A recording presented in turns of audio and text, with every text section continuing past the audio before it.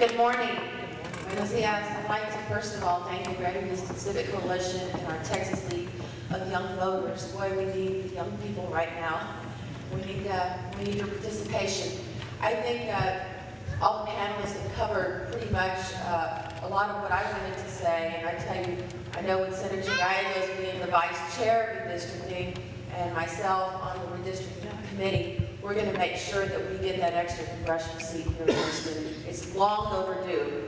I think we've had great representation with Congressman Green, who is my friend and my former boss, but we do recognize, and I'm pleased that Congressman Green also recognizes, and we've had many conversations with him, that the time has come. Houston is one of the few major cities that does not have Latino representation in Congress, so hopefully we will change that. Just to tell you a little bit of where we are in the process, our committee meets on Tuesdays, and this coming Tuesday we will start working on the maps for the State Board of Education. You remember them, right? We've had some issues with them. So we will go through that, and then in the weeks to come after that, we will start working on the House districts. That, as you saw in the presentation, we have to do that by the end of session. That is something we absolutely have to get done, and then we may have to go into a special session if we don't get the congressional maps done. Challenges, of course, is in the House 101 to 49. It's hard for us to get anything done, as you saw some of the craziness last week with the sonogram bill. But we know that we are trying to work within the delegation. That's what our chairman has suggested, that each delegation work to come up with the boundaries for each district.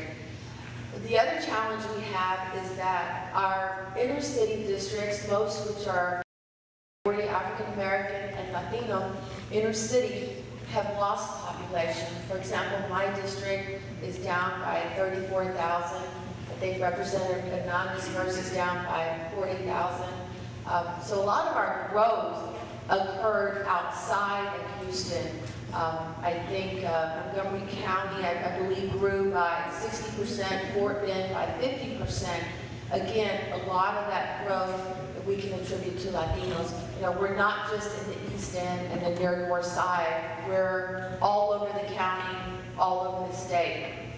In the 150 state rep districts, 96 districts are short.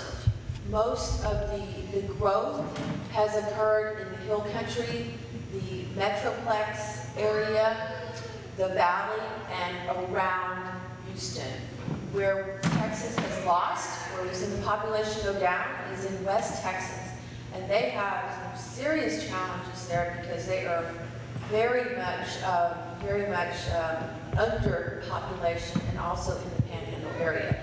So our hope is that within the delegation we can come up with a map, or Harris County, and that others can come up with their boundaries as well. Because if we don't, then as it was said earlier, it goes to the Legislative Redistricting Board, which we know what will happen there, and then we'll sue, or somebody will sue. Trust me, there will be plenty of lawsuits to go around, and then we'll end up in court. So this could be a long, drawn-out process, but I'm confident that with Senator Gallegos and myself, we are going to be keeping a watchful eye on what's going on and trying to communicate as best as we can with all of you. But here's what you can do. You can come to the hearings. You can participate. We need that, because all of that information goes on the record. And you might not think it's important, but it is, because when we get to the Department of Justice, and remember, Texas is a state that we have to get pre-clearance.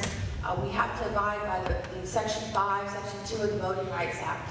So all of the comments, all of the statements, the dialogue, the debate that's at the hearings, that goes into the record. That is considered part of the process. So it is important. It is worth your time to come up to Austin and to speak. So we will stay in touch with the Greater Houston Civic Coalition and with the Texas League of Young Voters, and to keep you apprised of when those hearings are and when you should be there. So thank you again, and have Thank you, Representative.